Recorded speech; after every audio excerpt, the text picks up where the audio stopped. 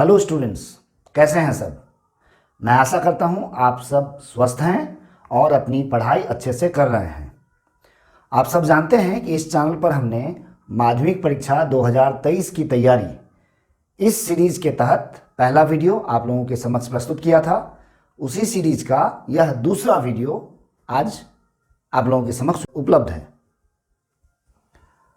जैसा कि हमने पहले ही कहा था, पहले वीडियो में हमने द्विघात समीकरण के अलग अलग प्रश्नों को हल किया था।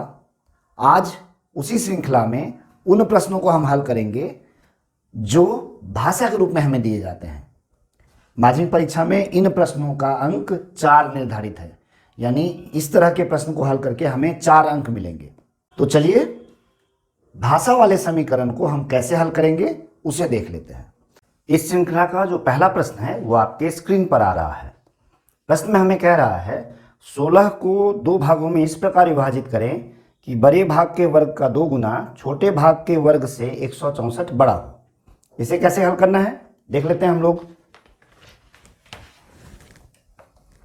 हमने माना 16 का बड़ा भाग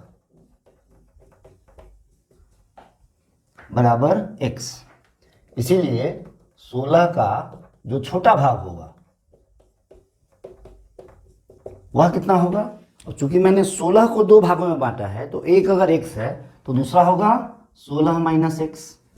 अब प्रश्न से हमें क्या कह रहा है उसे देखते हैं।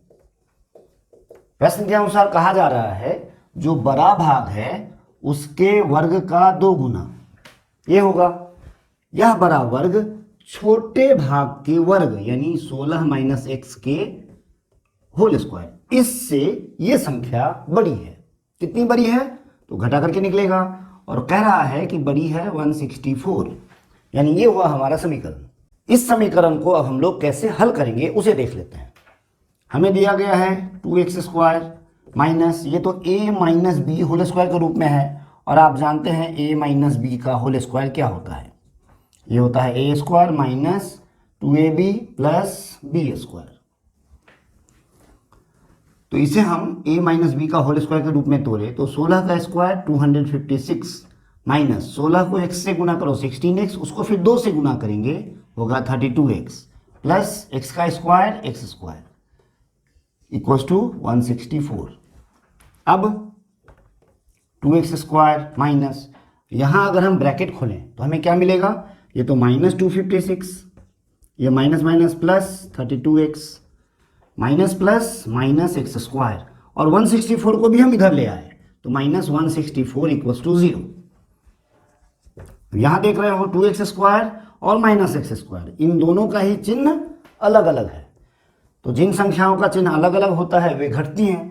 तो 2x स्क्वायर से अगर हम x स्क्वायर को घटाएं तो हमें मिलेगा x स्क्वायर, उसके बाद प्लस 32x माइनस 256 और माइनस 164, इन दोनों का चिन्ह एक ही है तो ये दोनों जुड़ेंगे। तो जोड़ लेते हैं 6 4 10 5 6 11 और एक हाथ में था 12, 2 और एक 3 और एक था हाथ में यानी 4, चिन्ह होगा माइनस क्योंकि 256 बड़ी है इक्वल्स टू 0। यह एक द्विघात समीकरण है। इसे हल करने के लिए हम लोग क्या करेंगे, यहाँ 1 और यहाँ 420, उसको अगर गुना करो तो हमें मिलेगा 420। अब 420 का खंड करना है जिसे घटा करके हमें 32 मिले। यह थोड़ा आसान है क्योंकि 420 होता है 42 गुना 10, और 42 से अगर 10 हम घटाएं तो हमें 32 मिलेगा। 32 लाना है प्लस में तो जो बड़ी संख्या है वह प्लस में होगी और जो दूसरी संख्या है वह माइनस में, यानी ये पहला खंड और ये दूसरा खंड। तो इससे हम लोग लिख लेंगे एक्स स्क्वायर प्लस 42x, दूसरा खंड माइनस 10 साथ में x लगेगा और यहाँ माइनस 420 इक्वल्स टू 0। अभी इन दोनों से तुम्हें क्या कॉमन मिल रहा है देख लो। इन दोनों से हमें x कॉमन मिलेगा तो ये होगा x प्लस 42 माइनस इन दोनों से 10 कॉमन मिलेगा तो हमें मिलेगा x, माइनस कॉमन लेने से बाद वाला साइन चेंज हो जाएगा यानी प्लस 42 इक्वल्स टू 0। अब x प्लस 42 दोनों में है तो हम अगर कॉमन ले लें तो हमें क्या मिलेगा, x माइनस 10 मिलेगा इक्वल्स टू 0। अब पहले भाग में भी तुमने देखा था दो संख्याओं का गुणनफल चूंकि शून्य है इसीलिए दोनों संख्याएं अलग अलग शून्य होगी। तो हम लिखेंगे इधर x प्लस 42 इक्वस टू 0 और x माइनस 10 इक्वस टू 0। अब यहाँ देखो x प्लस 42 0, ये तो कभी भी शून्य संभव नहीं है क्योंकि हमने 16 को दो भागों में बांटा था, तो x धनात्मक होना चाहिए, यानी x can never be minus 42, यानी यहाँ से जो हमें x का मान मिलेगा वो होगा 10 और यही है हमारा x का मान। इसीलिए 16 का बड़ा भाग कितना लिखेंगे, 16 का बड़ा भाग है 10 और 16 का छोटा भाग यह कितना होगा, तो चूंकि हमने लिखा था 16 माइनस x का मान है 10 यानी 6 और ये होगा हमारा आंसर। इन प्रश्नों को समझने में असुविधा हो तो एक बार वीडियो को फिर से देखोगे, क्लियर हो जाएगा ये। हम लोग चलते हैं प्रश्न संख्या 2 की तरफ। प्रश्न संख्या 2 तुम्हारे स्क्रीन पर है। प्रश्न क्या है, 50 को ऐसे दो भागों में विभक्त करो कि उनके व्युत्क्रम का योगफल 1/12 यानी 1/12 हो। यानी ठीक पहले वाले प्रश्न की तरह ही यह दूसरा प्रश्न भी है। यह आया था माध्यमिक परीक्षा 2008 और 2016 में। इसे पहले प्रश्न को हमने जैसे हल किया ठीक वैसे ही हल करेंगे, सिर्फ संख्या बदलेगी। देख लेते हैं। हमने माना 50 का पहला भाग बराबर x, इसीलिए 50 का दूसरा भाग क्या होगा, तो चूंकि हमने 50 को दो भाग में बांटा है, एक अगर x है तो दूसरा होगा 50 माइनस x। अभी प्रश्न से हमें क्या कह रहा है, हमें कहा गया है कि इन दोनों संख्याएं जो मिली हैं हमें, उनके व्युत्क्रम यानी उनके विलोम का योगफल, यानी x का विलोम होगा 1/x और 50 माइनस x इसका विलोम होगा 1/50 माइनस x। इन दोनों का योगफल हमें कह रहा है 1/12 होगा। तो ये है समीकरण। इसे थोड़ा हल कर लो तो हमें क्या मिलेगा, x और 50 माइनस x, उसका एलसीएम होगा x इंटू 50 माइनस x। पूरे संख्या को x से विभाजित करोगे मिलेगा 50 माइनस x प्लस यहाँ ये दोनों कटेगी, x को 1 से गुना करेंगे x इक्वल्स टू 1/12। यहाँ देखो माइनस प्लस x और माइनस x एक दूसरे को काटेगी तो हमें मिलेगा 50 यहाँ गुना कर लेंगे तो ये होगा 50x minus X square equals to 1/12। अब हम क्रॉस मल्टीप्लाई करेंगे तो अगर हम 12 से गुना करें तो हमें क्या मिलेगा, 0 12 पंचे 60 600 इक्वल्स टू 1 से गुना करोगे तो मिलेगा 50x माइनस एक्स स्क्वायर। इन दोनों संख्याओं को बाएं तरफ लाओ तो हमें मिलेगा x square minus 50x plus 600 equals to 0। इसका गुणनखंड निकालने के लिए हमें 1 और 600 को गुना करेंगे, यानी जो होता है 600। अब हमें 600 का खंड करना है जिसे जोड़कर 50 आए। तो तुम जानते हो 600 यानी 30 गुना 20, 30 और 20 का योगफल हमेशा 50 होगा और गुना करेंगे तो 600 होगा। जोड़ के लाना था माइनस में, यानी जो बड़ी संख्या है वो माइनस होगा, और चूंकि जोड़ना था तो इसका चिन्ह अगर माइनस है तो यह भी माइनस में होगा। तो ये हमारा पहला खंड है और ये दूसरा खंड है। हमने लिखा X square minus 30x minus 20x plus 600 equals to 0। अब यहाँ कॉमन ले लो, x कॉमन आएगा तो x माइनस 30 और यहाँ 20 कॉमन आएगा तो x माइनस 30 इक्वल्स टू 0। चूंकि x माइनस 30 दोनों में है, कॉमन ले लेंगे तो यहाँ हमें मिलेगा x माइनस 20 इक्वल्स टू 0। इसीलिए यहाँ से हमें x का मान मिलेगा 30 या 20, यानी 50 का जो पहला भाग है वो क्या होगा, इसीलिए 50 का पहला भाग क्या होगा, ये होगा 30 या 20, और 50 का जो दूसरा भाग होगा वह क्या होगा, अगर पहला भाग 30 है तो दूसरा भाग जरूर 20 होगा, और अगर पहला भाग 20 है तो दूसरा भाग 30 होगा। यानी यही है हमारा आंसर। प्रश्न को अच्छे से अपने कॉपी में नोट कर लो। हम लोग चलते हैं प्रश्न संख्या 3 की तरफ। प्रश्न संख्या 3 हमें कह रहा है एक धनात्मक पूर्णांक संख्या का 5 गुना उसके वर्ग के 2 गुने से 3 कम है, तो संख्या ज्ञात करें। हमने मान लिया धनात्मक संख्या क्या है, x है। अब प्रश्न से क्या हमें कह रहा है, प्रश्न से हमें कह रहा है ये जो धनात्मक संख्या है यानी x उसका 5 गुना, यह संख्या कम है किससे? संख्या के वर्ग के 2 गुने से। संख्या का वर्ग होगा x², इसका 2 गुना होगा ये, यानी यह संख्या इससे कम है। कितना कम है? माइनस करके मिलेगा, और हमें ये कह रहा है 3 कम है। अब 3 को अगर हम इधर लाएं तो हमें मिलेगा 2x² - 5x - 3 = 0। यह द्विघात समीकरण है। इस द्विघात समीकरण को हल करने के लिए सबसे पहले हमें इसका गुणनखंड निकालना होगा। गुणनखंड निकालने के लिए यहाँ 3 और 2 उसका अगर हम गुना करें तो हमें मिल रहा है 6। हमें इस 6 का खंड लाना है जिसे घटा करके 5 मिले। तो 6 का एक खंड होता है 6 गुना 1, इन 6 में से 1 घट के हमें 5 मिलेगा। 5 का चिन्ह है माइनस, यानी 6 का चिन्ह माइनस। इन दोनों को घटाना था तो ये माइनस में है, तो 1 का चिन्ह क्या होगा? 1 हो जाएगा प्लस, यानी ये हमारा पहला खंड है और ये दूसरा खंड।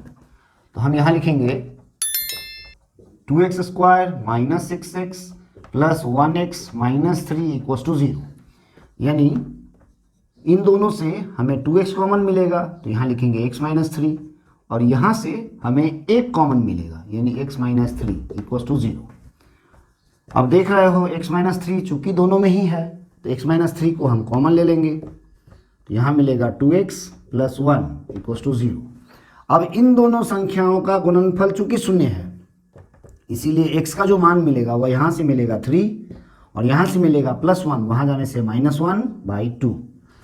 अब जानते हो संख्या क्या है? संख्या धनात्मक है, तो x का मान -1/2 तो नहीं होगा, इसीलिए हमने x का मान 3 लिया। क्यों?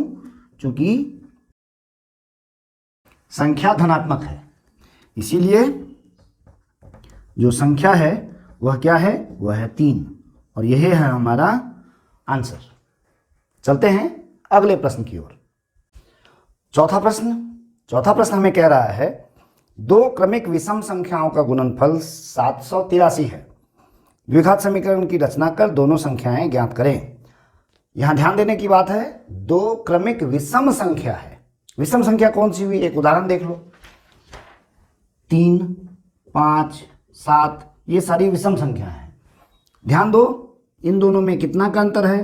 तो अगर हम पहली संख्या में 2 जोड़ दें तो दूसरा संख्या मिलेगा, यहाँ भी अगर हम 2 जोड़ें तो बाद वाली संख्या मिलेगी, यानी 2 विषम संख्याओं में जो अंतर होता है वह 2 का होता है। तो हमने माना पहली विषम संख्या बराबर x, इसीलिए दूसरी विषम संख्या कितनी होगी? तो x + 2 होगी, क्योंकि विषम संख्याओं में हम देख रहे हैं अंतर होता है 2 का। अब प्रश्न से हमें क्या कह रहा है? प्रश्नानुसार हमें कह रहा है दोनों संख्याओं का गुणनफल है 783, यानी x × x + 2, ये है 783। गुना करो तो हमें मिलेगा x² + 2x, इसको इधर लाए तो -783 = 0। यह है हमारा द्विघात समीकरण। अब इस द्विघात समीकरण को हल करके हमें उन दोनों संख्याओं को ज्ञात करना है। चलो देख लेते हैं इसको। 783 का खंड करना होगा, तो 783 का हम खंड निकालना चाहते हैं। यह 3 से 3 × 2 = 6, 3 × 6 = 18, 3 × 1 = 3, फिर 3 से 3 × 8 = 24, 3 × 7 = 21। अब फिर 3 से 3 × 2 = 6 और ये आएगा 3 × 9 = 27। अब ध्यान दो 3 × 3 × 3 ये हो गया 27 और ये है 29। घटा करके हमें 2 लाना है, तो घटा के 2 आ रहा है, 2 लाना है प्लस में, तो जो बड़ी संख्या है उसमें प्लस दे देंगे हम। और चूंकि माइनस था यानी घटा के लाना था, तो ये अगर ये प्लस में है तो यह माइनस में होगा। ये पहला खंड हो गया और ये दूसरा खंड, तो ये हो गया हमारा x² - 27x, उसके बाद +29x -783 = 0। अब यहाँ से क्या कॉमन मिलेगा? हमें x मिलेगा, तो ये होगा x - 27। और इन दोनों से कितना कॉमन लोगे? तो इन दोनों से 29 हम कॉमन ले लेंगे, तो हमें मिलेगा x - 27 = 0। अतः चूंकि x - 27 दोनों में है तो हमने कॉमन ले लिया, तो यहाँ हमें मिलेगा x प्लस 29 इक्वल्स टू 0। इसीलिए यहाँ से हमें x का मान मिलेगा -27 है, उधर जाने से होगा +27, और ये +29 है, उधर जाकर होगा -29। इन दोनों में हम कौन सा मान लेंगे? तो चूंकि हमें कह रहा है दो क्रमिक विषम संख्याएं, तो साधारणतः हम पॉजिटिव मान लेते हैं, नेगेटिव मान नहीं लेते हैं।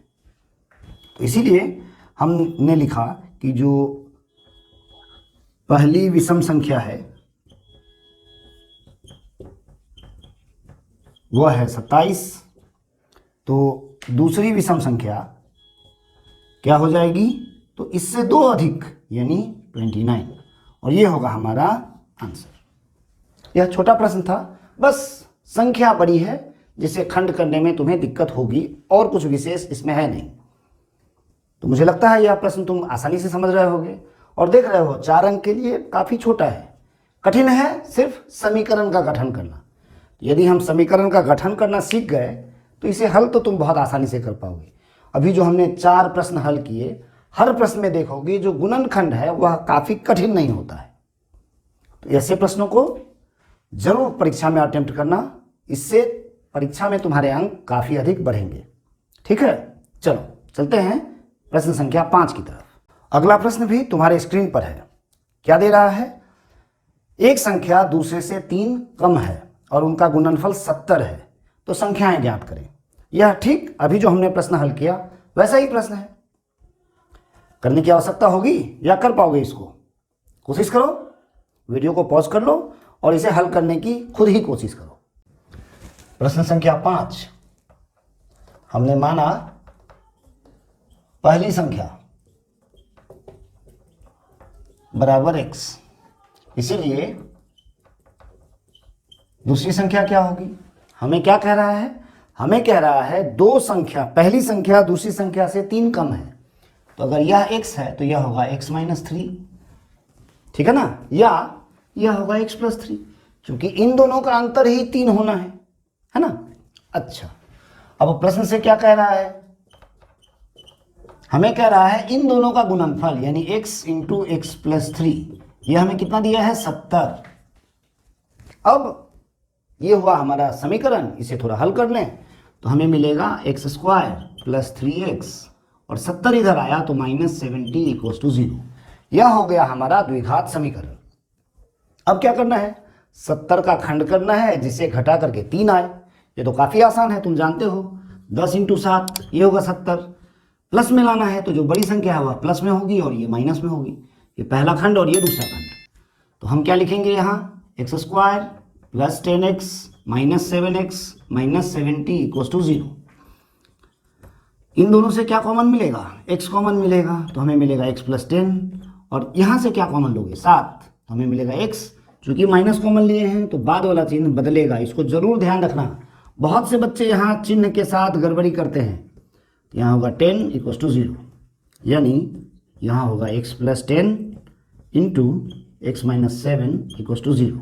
इसीलिए जो x का मान मिलेगा यहाँ से मिलेगा -10 और यहाँ से मिलेगा 7। मैंने पिछले प्रश्न में ही कहा है कि ऐसे प्रश्नों में साधारणतः हम पॉजिटिव नंबर लेते हैं, प्लस वाले साइन को लेंगे। इसीलिए हम लिखेंगे पहली संख्या होगी 7, और दूसरी संख्या कितना होगी? इससे 3 अधिक यानी 10, और यह है हमारा आंसर। साधारणतः नेगेटिव को हम लोग अवॉइड करेंगे, प्लस वाले संख्या को लेंगे। ठीक है, चलो यह था 5वां प्रश्न। देखते हैं 6वें प्रश्न को। 6वां प्रश्न हमें क्या कह रहा है? हमें यह एक समीकरण दिया है और कह रहा है कि बिना हल किए हुए बताएं कि p का मान कितना होने से इस समीकरण के मूल वास्तविक और समान होंगे। तो तुम लोग जानते हो किसी भी द्विघात समीकरण के मूल वास्तविक और समान कब होता है? जब उसका डिस्क्रिमिनेंट यानी विवेचक, या तुम्हारी किताब के हिसाब से कहा जाए तो निरूपक का मान 0 हो। समीकरण के मूल वास्तविक और समान है, इसीलिए d = 0। डिस्क्रिमिनेंट क्या होता है? p² - 4ac। b क्या है?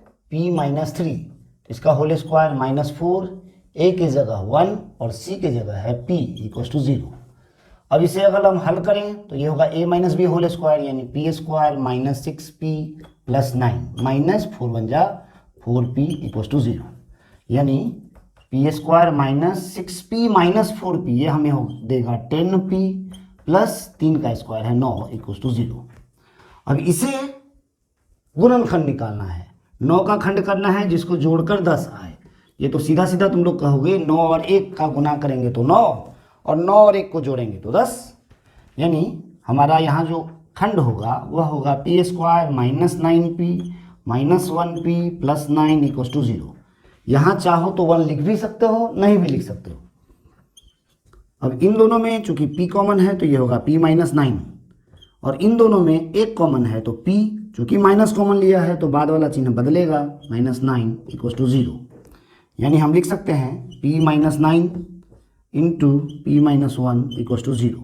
इसीलिए यहाँ से जो p का मान मिलेगा वो मिलेगा 9 और यहाँ से जो मान मिलेगा वह मिलेगा 1, यानी p का जो मान है वह क्या है 1 और 9।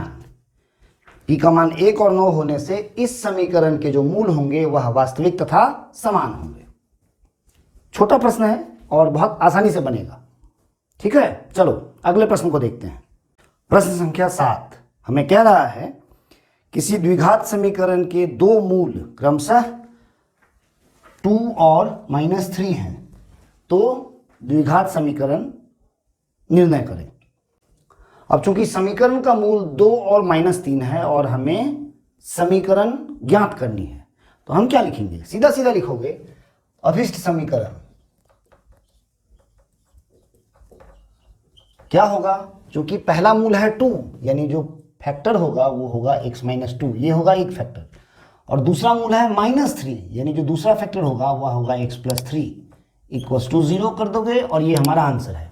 पर यहाँ इसको छोड़ना मत, इसे गुना करके आगे बढ़ाना, यहाँ छोड़ोगे तो आधा नंबर मिलेगा। तो यहाँ गुना कर लो, इसको गुना करना जानते हो, x² plus 3x minus 2x minus 6 equals to 0, यानी x² plus x minus 6 equals to 0, और यह है हमारा अभिष्ट समीकरण। इस तरह का प्रश्न छोटा होता है और जल्दी बनता है, पर हड़बड़ी में गड़बड़ी मत करना, ठीक है। चलो अगले प्रश्न को देखते हैं।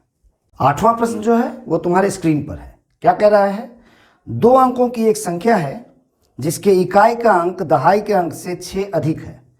पहले समझ लेते हैं, 2 अंक की एक संख्या है, हमने मान लिया, माना जो संख्या है वह क्या है, चूंकि 2 अंक की है तो हम लिखेंगे इसे 10x प्लस y के रूप में, ठीक है। अब हमें कह रहा है इस संख्या के जो इकाई का अंक है वह दहाई के अंक से 6 अधिक है।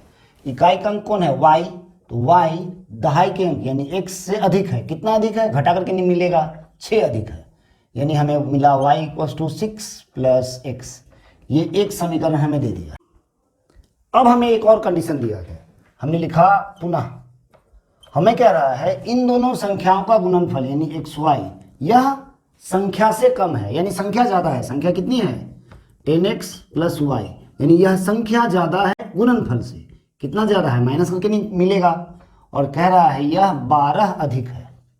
अब ध्यान दो, ये हो गया 10x प्लस y का मान हमें दिया है 6 प्लस x, यहाँ पहले समीकरण में माइनस x इंटू y का मान 6 प्लस x, 12 को भी घर लाया हमने तो इसको -12 इक्वल्स टू 0। अब क्या मिलेगा, यहाँ 10x प्लस x हमें मिला 11x प्लस 6 माइनस 12 हमें देगा -6, उसके बाद माइनस गुना कर लोगे तो ये होगा 6x minus minus plus minus x² equals to 0, यानी हमें मिला 11x minus 6x 5x minus 6 minus x² equals to 0। अब क्या करो, इस पूरे संख्या को दाहिने तरफ ले जाओ, तो माइनस x² वहाँ जाएगा तो प्लस x² प्लस 5x वहाँ जाएगा माइनस 5x माइनस 6 इधर जाने से प्लस 6 इक्वल्स टू 0। अब देखो 6 खंड करना है जिसको जोड़ के 5 आए, बहुत आसानी से हम लोग बता पाएंगे कि यह खंड तो 3 गुना 2 ही होगा। अब 3 और 2 को जोड़ के 5 आ रहा है, 5 का चिन्ह है माइनस, यानी इसका होगा माइनस, चूंकि जोड़ना था तो यह भी माइनस ही होगा। यह पहला खंड हो गया, ये दूसरा खंड हो गया, तो हम यहाँ लिखेंगे X square minus 3x minus 2x plus 6 equals to 0। यानी यहाँ से कॉमन लोगे x तो यहाँ आएगा x माइनस 3, और यहाँ से कितना कॉमन लोगे, कितना लिखेंगे -2, तो ये होगा x, चूँकि माइनस कॉमन लिए हैं तो ये चिन्ह हो जाएगा -3 इक्वल्स टू 0। अब चूँकि ये x माइनस 3 दोनों में है तो यहाँ लिखेंगे हम x minus 3 into X minus 2 equals to 0। ठीक है, चलो इसे यहाँ देख लें। यहाँ से हमें x का मान कितना मिलेगा, 3 मिलेगा, और यहाँ से x का मान क्या मिलेगा, 2 मिलेगा। अब हमें प्रश्न में क्या कह रहा है, प्रश्न में कह रहा है इकाई स्थान पे जो संभावित अंक हैं वह क्या है।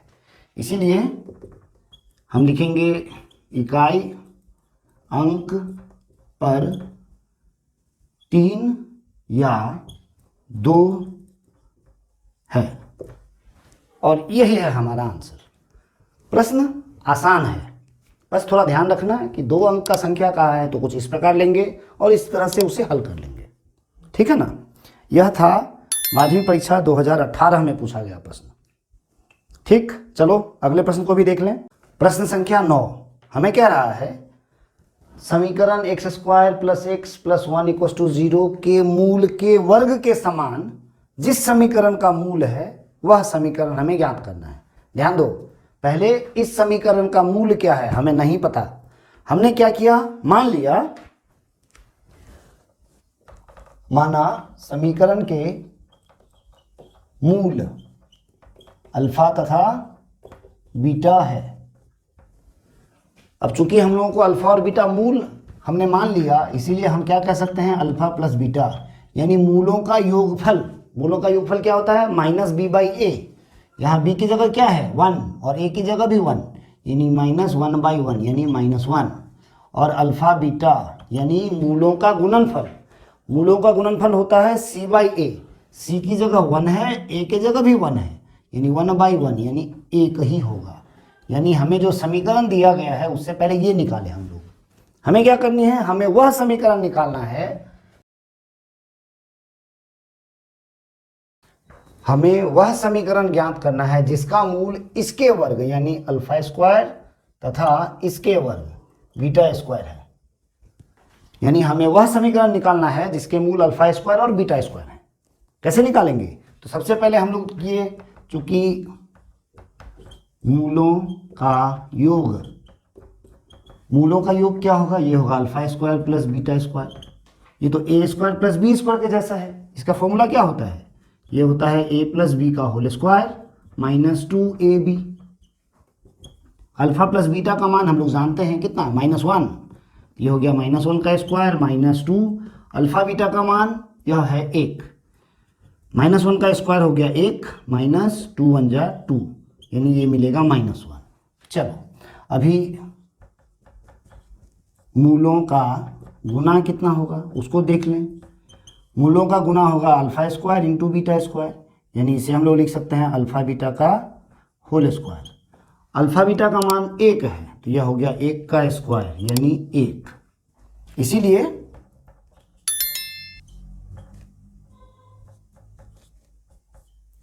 अभिष्ट समीकरण क्या होगा, समीकरण होगा एक्स स्क्वायर माइनस,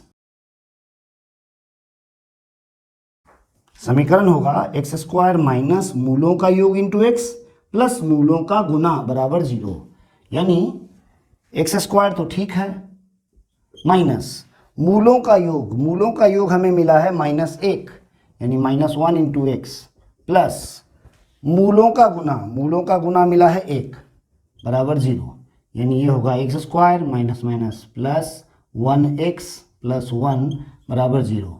और ये है हमारा आंसर। प्रश्न संख्या 10। प्रश्न संख्या 10 हम क्या कह रहा है देख लो। कह रहा है कलम का मूल्य प्रति दर्जन 6 रुपया कम होने से 30 रुपये में 3 कलम अधिक मिलेगा। मूल्य कम होने के पूर्व प्रति दर्जन कलम का मूल्य ज्ञात करें। अब यह प्रश्न थोड़ा सा कठिन दिखता है पर है बहुत ही आसान। क्या कहा है, कह रहा है कलम का मूल्य प्रति दर्जन 6 रुपया कम हो गया।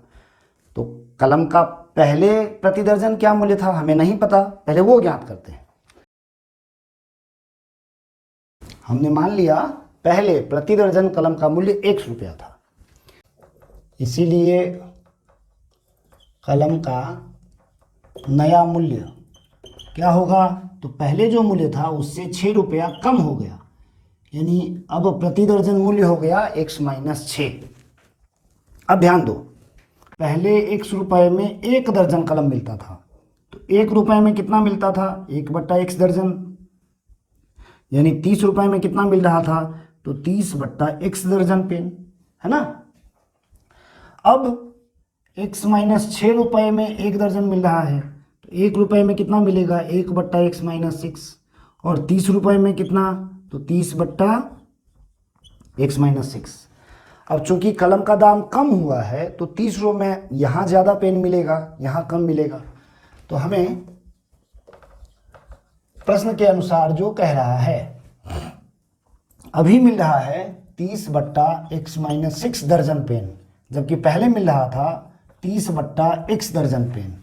यह पेन अधिक है इससे, कितना अधिक है, माइनस करेंगे तो मिलेगा, लेकिन प्रश्न के हिसाब से हमें कह रहा है कि 3 कलम अधिक मिलता है, तो 3 कलम, अब चूंकि ये दर्जन में है, यह भी दर्जन में है, इसे भी दर्जन में लाएंगे, दर्जन यानी 12 से विभाजित करेंगे, तो ये हुआ हमारा समीकरण।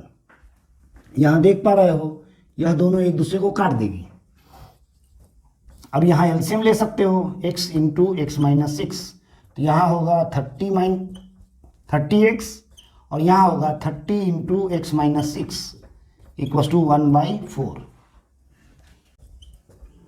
ये होगा 30x minus 30x minus minus plus 6 को 30 से गुना करोगे 180 divide by x² minus 6x equals to 1/4। यहाँ ये 30 एक दूसरे को काटेगी, तो हमें मिलेगा 180 by x² minus 6x equals to 1/4। अभी तिरछा गुना करो, क्रॉस मल्टीप्लाई करेंगे तो हमें मिलेगा x² minus 6x equals to 720, यानी x² minus 6x minus 720 equals to 0। अब क्या करना है, इसे फैक्टराइज करना होगा, गुणनखंड निकालना होगा, ताकि 720 का खंड करके घटा करके 6 मिले। ठीक है, अब देखो 720 का खंड होगा 24 इंटू 30, 30 में से 24 घटेगा तो 6 मिलेगा। माइनस में लाना है तो जो बड़ी संख्या है वह माइनस में होगा और छोटा वाला प्लस, यानी ये दोनों है हमारा खंड। इसे गुणनखंड निकाल पाओगे कि नहीं, देखो यहाँ निकाल लेते हैं। हमें मिलेगा x² plus 24x minus 30x minus 720 equals to 0। अब यहाँ कॉमन लोगे तो क्या मिलेगा, x, तो यहाँ होगा x प्लस 24, और यहाँ से 30 कॉमन लेंगे तो x प्लस 24 इक्वस टू 0। अब चूंकि x प्लस 24 दोनों में है तो हम लिखेंगे यहाँ x plus 24 into X minus 30 equals to 0। अब देखो x क्या है, प्रति दर्जन कलम का मूल्य। यह नेगेटिव तो हो नहीं सकता है, पॉजिटिव होगा, यानी यह पॉजिटिव संख्या और यह भी पॉजिटिव, दोनों का योगफल कभी भी शून्य नहीं हो सकता है। इसीलिए हमें x का जो मान मिलेगा वह मिलेगा 30 यहाँ से, यानी प्रति दर्जन कलम का जो मूल्य था वह क्या था, वह 30 रुपये था। इसलिए हम लिखेंगे पहले प्रति दर्जन कलम का मूल्य 30 रुपया था, और यही होगा हमारा आंसर। चलते हैं अगले प्रश्न को देख लें। प्रश्न संख्या 11 में क्या कह रहा है, देख लो। कह रहा है 2 धनात्मक पूर्णांक संख्याओं के वर्गों का योगफल उनके गुणनफल से 28 अधिक है। संख्याओं का अनुपात 2:3 है, तो दोनों संख्याएं ज्ञात करें। ध्यान देना, हमें कहा है 2 धनात्मक संख्याएं हैं और उनका अनुपात है 2:3। तो हमने क्या किया, हमने मान लिया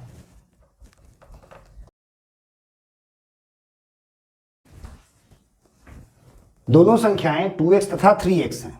अब प्रश्न को देखो, हमें कह रहा है दोनों संख्याओं के वर्गों का योगफल के हिसाब से क्या कह रहा है, इस संख्या का वर्ग होगा 2x का होल स्क्वायर प्लस दूसरा का वर्ग होगा 3x का होल स्क्वायर, यानी संख्या के वर्गों का योगफल यह जो है वह दोनों संख्याओं के गुणनफल यानी 2x इंटू 3x, इस गुणनफल से यह अधिक है। कितना अधिक है? माइनस करके मिलेगा। और प्रश्न के हिसाब से हमें कह रहा है कि यह 28 अधिक है, यानी इक्वल टू कितना होगा? 28। अब इसे अगर हल करोगे तो क्या मिलेगा? देखो 2x का होल स्क्वायर होगा 4x स्क्वायर, 3x का होल स्क्वायर होगा 9x स्क्वायर, माइनस इन दोनों को गुना करो तो 3 2 6, x स्क्वायर इक्वल टू 28। अब 4 plus 9, 9 plus 4 13, 13 minus 6 7x square equal to 28, यानी हमें x स्क्वायर का मान कितना मिलेगा? 28/7, 4 बार में कटेगा, यानी x स्क्वायर बराबर 4, यानी x बराबर क्या होगा? x बराबर होगा 2, चूंकि संख्या हमें धनात्मक दी गई है, इसीलिए जो पहली संख्या है, पहली संख्या क्या है? 2x, यानी 2 गुना x का मान है 2, यानी 4। और दूसरी संख्या क्या है? दूसरी संख्या है 3x, यानी 3 गुना x का मान 2, यानी 6। यानी हमारी जो दोनों संख्याएं हैं वह है 4 और 6। प्रश्न आसान है, बस भाषा इस प्रकार दिया गया है कि बच्चे डर जाएं भाषा को देखकर। एक बार अगर प्रश्नों को पकड़ लो तो बहुत आसानी से इसको तुम हल कर पाओगे। ठीक है, चलो अगले 1-2 प्रश्न और रह गए हैं, उसे खत्म कर लें। प्रश्न संख्या 12 में जाने से पहले यह प्रश्न जो मैं यहाँ बता रहा हूँ वो अगर तुम्हें समझ में आए तो जरूर वीडियो को लाइक करो और अपने दोस्तों के साथ इसे शेयर करना मत भूलना, ताकि उन्हें भी इस तरह के प्रश्न से परीक्षा में अच्छे अंक प्राप्त हो सकें। ठीक है, चलो दोस्तों को अवश्य शेयर करना। अगले प्रश्न को देख लेते हैं। हमें एक द्विघात समीकरण दिया गया है और उसके मूल के बारे में कहा गया है कि उसके मूल हैं अल्फा और बीटा। पहले द्विघात समीकरण क्या है उसे देख लो। द्विघात समीकरण है 5x square plus 2x minus 3 equal to 0। इसके मूल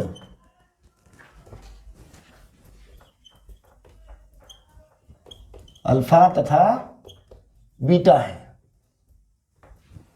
इसीलिए हमें क्या मिलेगा? पहले अल्फा प्लस बीटा यानी मूलों का योगफल क्या होगा? माइनस बी बाई ए यानी माइनस 2/5, और अल्फा बीटा यानी मूलों का गुणनफल क्या होता है? सी बाई ए। सी के जगह में क्या है? -3, तो -3/5। यह हम सबसे पहले निकाल लेंगे। अब हमें प्रश्न क्या कह रहा है? हमें कह रहा है 1/अल्फा प्लस 1/बीटा, इसका मान निकालिए। तो देखो यहाँ पहले क्या करेंगे? अल्फा और बीटा का एलसीएम लेंगे, तो ये होगा अल्फा बीटा। यहाँ मिलेगा हमें बीटा प्लस अल्फा,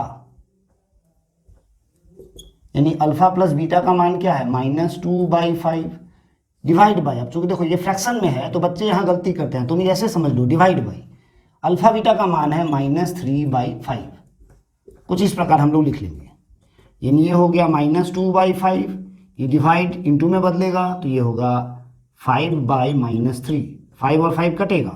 अब देखो माइनस माइनस मिलके हो गया प्लस, ये हो गया 2/3, और ये हो गया हमारा आंसर। छोटा प्रश्न है, भारी तो है नहीं, है ना? बेकार तुम लोग डर जाते हो ऐसे प्रश्नों को देखकर। ठीक है, अगला प्रश्न क्या है? 2020 में आया है और संभवतः यह अंतिम प्रश्न होगा इस वीडियो का, क्योंकि काफ़ी लंबा हो चुका है यह वीडियो और लंबा होने से तुम लोग देखते नहीं हो। तो चलो अंतिम प्रश्न को देख लें। प्रश्न संख्या 13 में क्या कह रहा है? हमें कह रहा है 2 क्रमिक विषम संख्याओं का गुणनफल 143 है। देखो इससे पहले चौथा प्रश्न जो हमने किया था वहां भी विषम संख्या के बारे में कहा गया था। तो हम क्या करेंगे? पहली संख्या को क्या ले लेंगे? हम लोग मानेंगे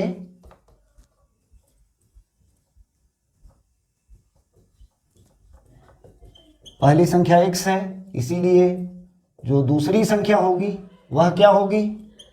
तो ये होगा x + 2। प्रश्न संख्या 4 में मैंने समझाया है, फिर से समझाने की आवश्यकता नहीं है। अभी प्रश्न से हमें क्या कह रहा है? प्रश्न से हमें कह रहा है कि इन दोनों का गुणनफल यानी x × x + 2 ये कितना है? 143। अब इसे गुना करोगे तो हमें मिलेगा x² + 2x, और इसको इधर लाओ तो -143 = 0। अब यह गुणनखंड है, इसे खंड करो, खंड करके हमें कितना मिलेगा उसको देख लो। 143 क्या होगा, 143 यह 11 से जाएगा, 11 1 जा 11, 11 3 जा 33, यानी 11 इंटू 13 यह है इसका खंड। माइनस करके प्लस में लाना है, तो जो बड़ी संख्या है वह प्लस और छोटी माइनस, ये पहला खंड ये दूसरा खंड, यानी हम लिखेंगे X square minus 11x plus 13x minus 143 equal to 0, यानी यहाँ x कॉमन आएगा तो x माइनस 11 और यहाँ 13 कॉमन आएगा तो x माइनस 11 इक्वल टू 0, यानी x minus 11 into X plus 13 equal to 0। इसीलिए हमें x का जो मान है वह माइनस यहाँ मिलेगा प्लस, और जो प्लस है वह मिलेगा माइनस 13। अब चूंकि संख्या क्या है, विषम है और धनात्मक है यानी पॉजिटिव है, तो x का मान माइनस 13 तो हो नहीं सकता है, इसीलिए हम लिखेंगे x इक्वल टू 11, चूंकि संख्या, इसीलिए पहली संख्या क्या है 11 और